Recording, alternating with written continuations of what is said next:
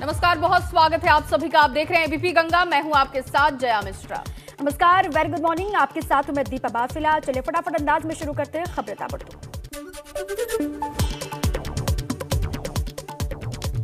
Ukraine संकट के बीच आज प्रधानमंत्री मोदी करेंगे बड़ी मीटिंग। सुरक्षा मामलों पर कैबिनेट समिति की होगी बैठक। यूक्रेन से भारतीयों के वतन वापसी की कोशिशें युद्ध स्तर पर जारी। 5वें चरण की पोलिंग के लिए आज पोलिंग पार्टियां होंगी रवाना। कल सुबह 7 बजे से शाम 6 बजे तक 11 जिलों की 61 सीटों पर होगा मतदान। रायबरेली की सलोन सीट भी 61 सीटों में शामिल। आज से 6 दिनों के गोरखपुर दौरे पर सीएम योगी आदित्यनाथ। 6वें फेज में होने वाले चुनाव के लिए पूर्वांचल को साधने की कोशिश। जनसभाएं और रोड शो भी करेंगे सीएम। यूपी चुनाव के लिए आज मैदान में उतरेंगे भाजपा के स्टार प्रचारक जेपी नड्डा। हेमा मालिनी, मनोज तिवारी करेंगे चुनावी सभाएं। स्वतंत्र देव सिंह और संजय निषाद भी भरेंगे हुंकार।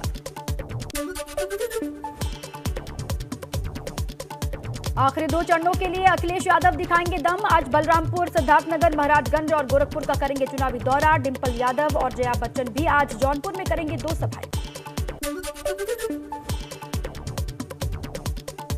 बसपा सुप्रीमो मायावती आज जिला गोरखपुर में चुनावी जनसभा को संबोधित करेंगी। दोपहर 2 बजे चंपा देवी मैदान में मायावती की रैली को लेकर तैयारियां पूरी।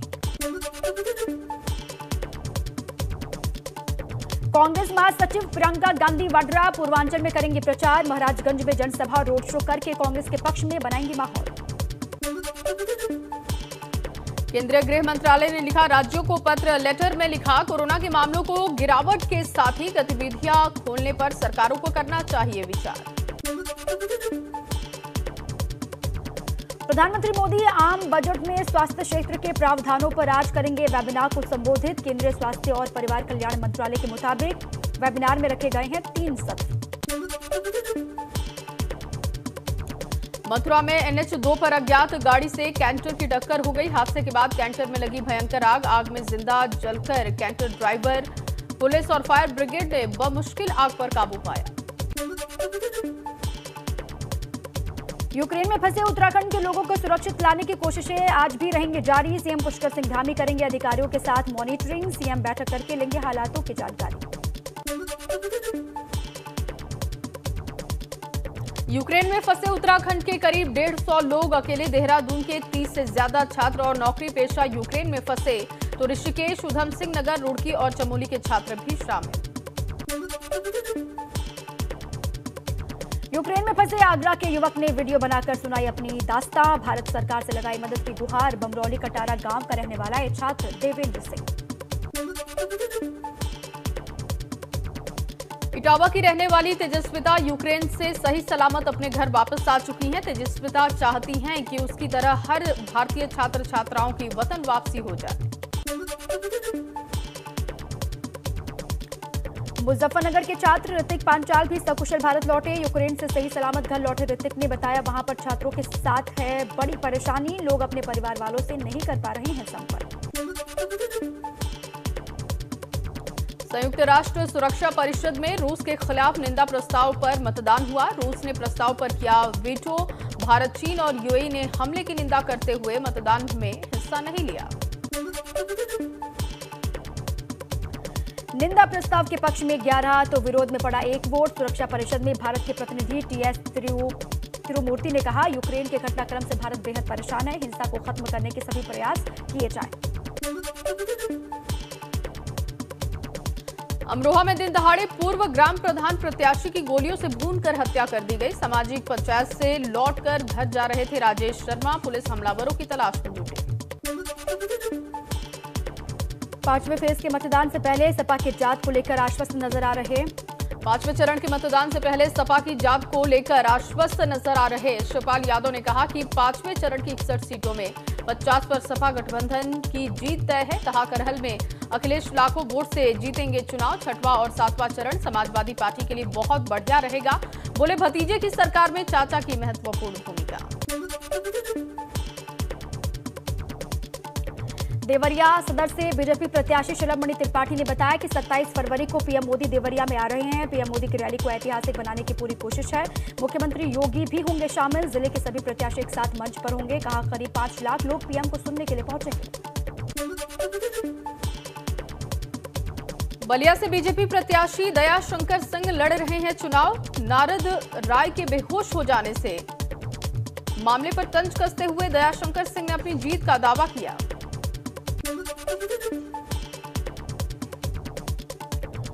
गोरखपुर में केंद्रीय मंत्री और यूपी चुनाव से प्रभारी अनुराग ठाकुर का विरोधियों पर वार। कहा पहले 4 चरण में विरोधियों का हुआ सफाया।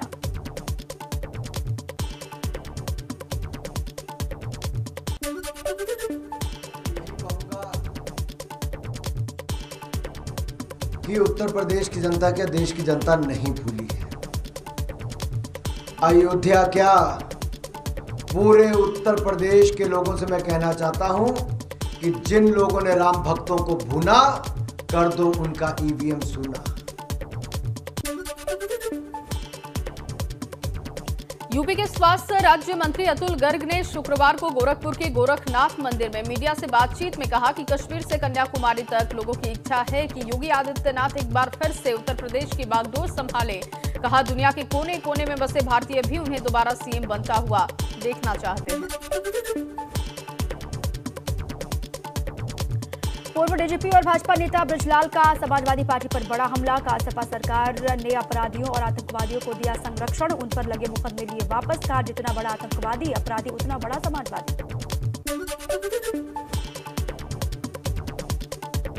10 फरवरी को पहले चरण की वोटिंग में गाजियाबाद की सभी 5 सीटों पर मतदान के बाद कड़ी सुरक्षा में ईवीएम मशीनों की निगरानी पार्टी की कार्यकर्ता कर रहे हैं। 24 घंटे दिन रात नजर रखी जा रही है। रजाई गद्दे के साथ रात में भी ईवीएम की निगरानी रखते हैं कार्यकर्ता। गाजीपुर से बसपा सांसद अफजाल अंसारी ने कहा छठे फेज में भाजपा करेगी अच्छा प्रदर्शन, लेकिन 7वें चरण में भाजपा का होगा सफाया। कहा भाजपा के लिए 2.5 का आंकड़ा भी पार करना होगा मुश्किल। बोले आवारा पशु ले डूबेंगे भाजपा को। 130 सीटों में सिमट जाएगी भारतीय जनता पार्टी।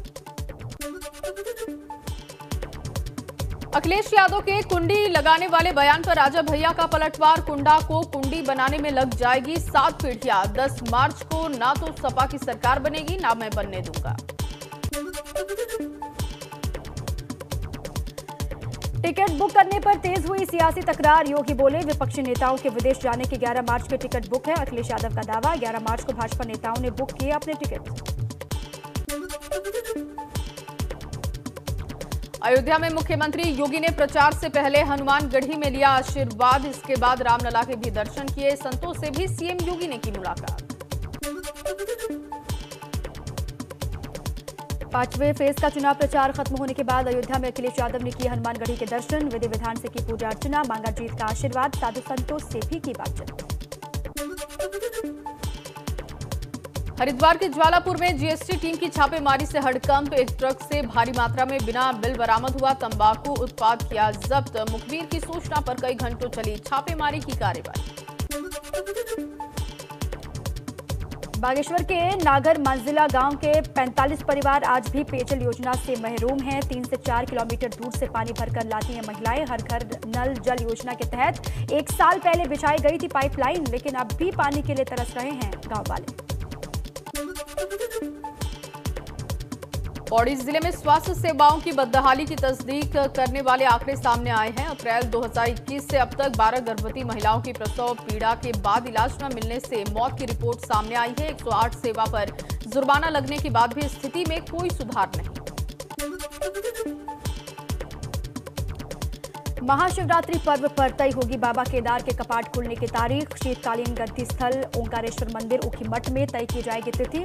कपाट तिथि को लेकर बद्री केदार मंदिर समिति ने शुरू की तैयारियां। यात्रा को सुव्यवस्थित बनाने की तैयारी में जुटा हुआ है प्रशासन। जोशीमठ में मौसम का बदला मिजाज। चमोली में पिछले 2 दिनों से जारी है बर्फबारी। 2000 मीटर से ज्यादा ऊंचाई वाले इलाकों में बर्फबारी हुई। औली, बद्रीनाथ धाम, हेमकुंड साहिब, फूलों की घाटी और माड़ा में बर्फबारी से मौसम का मिजाज बदला।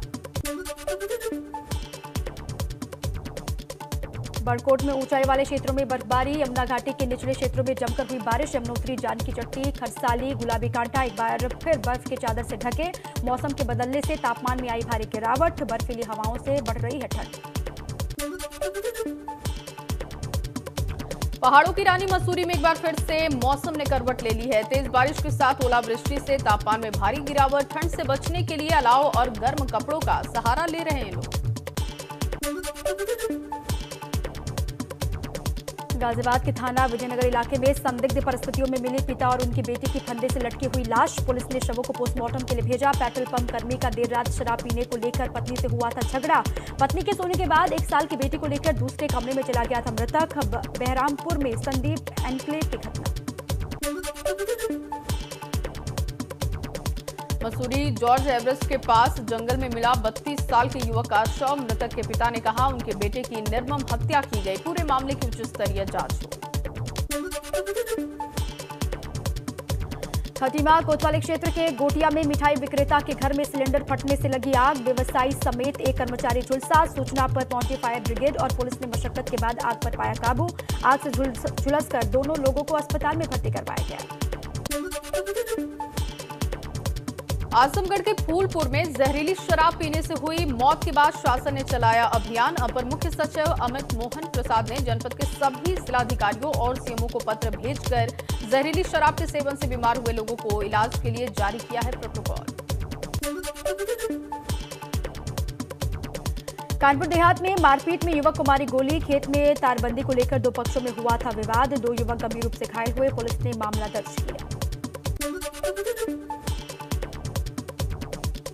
अलीगढ़ मुस्लिम विश्वविद्यालय में जुम्मे की नमाज के बाद छात्रों ने किया प्रदर्शन। पश्चिम बंगाल में हावड़ा के आमता इलाके में 19 फरवरी को छात्र नेता अनीस की हत्या के आरोपियों के खिलाफ कार्रवाई की मांग को लेकर किया गया प्रोटेस्ट।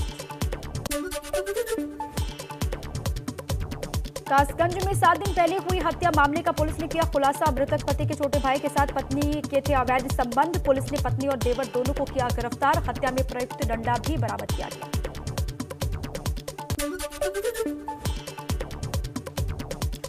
कासगंज सदर कोतवाली इलाके में 2 दिन पूर्व दिव्यांग किसान की हत्या के मामले का पुलिस ने खुलासा किया। दिव्यांग किसान हरिलाल के भतीजे को हत्या के आरोप में गिरफ्तार किया गया। भतीजे रणवीर ने गला रेत कर की थी हत्या। पुलिस ने हरिलाल के पास से हत्या में उपयुक्त चाकू भी बरामद किया। आरोपी की मां और पत्नी ने मृतक के अवैध संबंध भी बताए। शराब पिलाकर वारदात को अंजाम दिया गया।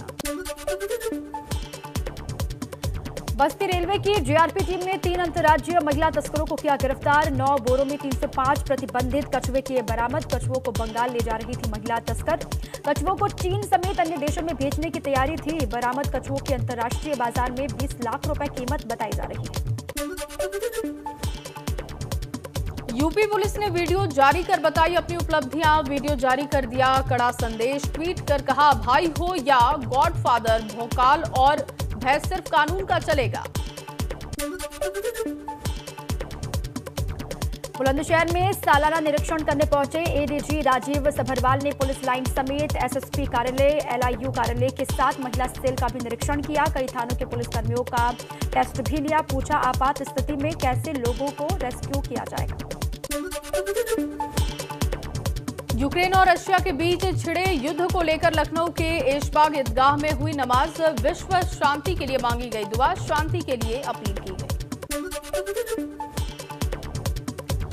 यूक्रेन से युद्ध और तनाव के इस कठिन माहौल के बीच सकुशल महोबा लौटे 2 छात्रों ने बयान किए वहां के हालात। कहा, ब्लास्ट की आवाज सुनकर डर जाते हैं उनके साथी। बंकर में छिपकर रहने को मजबूर हैं छात्र। सरकार से की फंसे छात्रों को जल्द से जल्द वापस लाने की अपील। नोएडा की एक बेटी विश्वा भी यूक्रेन में फंसी हुई है। विश्वा यूक्रेन में एमबीबीएस की पढ़ाई करने गई थी, लेकिन रशिया और यूक्रेन के युद्ध में फंस गई है। फ्लाइट कैंसिल होने से नहीं लौट पाई है। वीडियो कॉल के जरिए बयान किए हैं वहां के हालात। चलिए आगे बढ़ते हैं। बड़ी खबर आपको बता दें, मथुरा से है। अज्ञात गाड़ी से कैंटर की टक्कर हो गई है। हादसे के बाद कैंटर में लगी आग में जिंदा जला कैंटर ड्राइवर। तस्वीरें भी दिखा रहे हैं आपको। थाना हाईवे क्षेत्र में नेशनल हाईवे 2 पर यह हादसा हुआ है। हादसे के बाद खबर यह है कि वहां पर आग भी लगी और आग में जिंदा जला कैंटर ड्राइवर। ये तस्वीरें उसी वक्त की आपके सामने हम रख रहे हैं जब हादसा हुआ। हादसे के तुरंत बाद किस तरीके से वहां पर आग लगी है आप देखिए। मथुरा की ये तस्वीर है, जबरदस्त ये हादसा हुआ जिसमें एक कैंटर का जो ड्राइवर था वो जिंदा जल गया है, ऐसी जानकारी मिल रही है। थाना हाईवे क्षेत्र में ये हादसा हुआ। नेशनल हाईवे 2 का ये पूरा मामला बताया जा रहा है। अज्ञात गाड़ी से कैंटर की टक्कर हो गई और अब अज्ञात गाड़ी के बारे में पड़ताल की जा रही है। सिलेंडर की तो आवाज आ रही है सिलेंडर की। इस बीच आपको एक और बड़ी खबर बता दें। अमरोहा से बड़ी खबर यह है कि दिन दहाड़े पूर्व ग्राम प्रधान प्रत्याशी की गोली मारकर हत्या कर दी गई। सामाजिक पंचायत से घर लौट रहे थे मृतक राजेश शर्मा और अज्ञात हमलावरों ने गोली मारकर उन्हें मौत के घाट उतार दिया। मौके पर पहुंची पुलिस हमलावरों की तलाश में अब जुटी हुई है। अमरोहा के थाना आदमपुर पाडली गांव का ये पूरा मामला बताया जा रहा है। हमलावरों की तलाश हो रही है, पुलिस पूरे मामले की तफ्तीश में जुटी हुई है। आदमपुर गांव का ये पूरा मामला है, पाडली गांव का पूरा मामला बताया जा रहा है आदमपुर का। और दिन दहाड़े पूर्व ग्राम प्रधान प्रत्याशी की गोली मारकर हत्या कर दी गई। सामाजिक पंचायत से घर लौट रहे थे और उसी वक्त उन्हें गोलियां मार दी गई।